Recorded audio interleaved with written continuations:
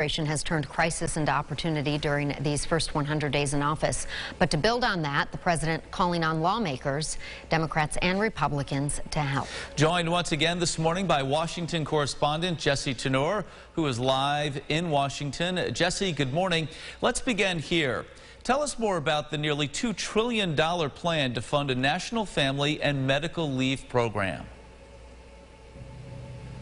Yeah, good morning. This is President Biden's latest legislative package that will really address children and families moving forward. He really calls it a once-in-a-generation investment.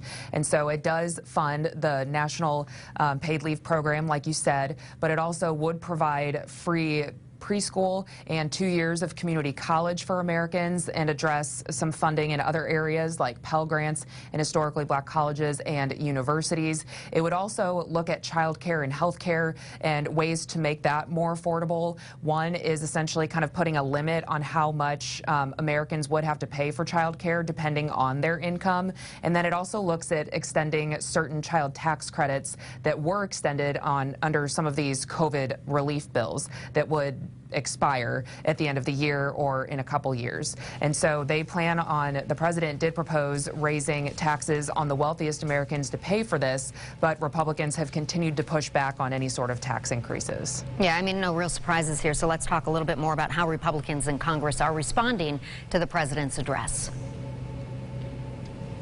Yeah, we heard just directly after the address last night from Republican Senator Tim Scott, and he really focused on the fact that President Biden on the campaign trail came into this as a moderate, preaching unity, and he said that he has yet to govern in that way. He said that a lot of times, even when you look at things like the COVID relief package that has been passed in the Biden administration, that Republicans have been left out of that process. And so he tried to create this roadmap for the future that the GOP would support that does not include things like tax increases and does not include things like he said defunding the police, even though we haven't seen exact proposals to do exactly just that.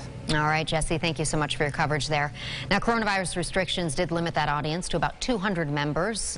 For the first time, 2 women sat behind the president as he spoke, Vice President Kamala Harris and House Speaker Nancy Pelosi. Quite the sight. Let's get check on the forecast now. James Gilbert.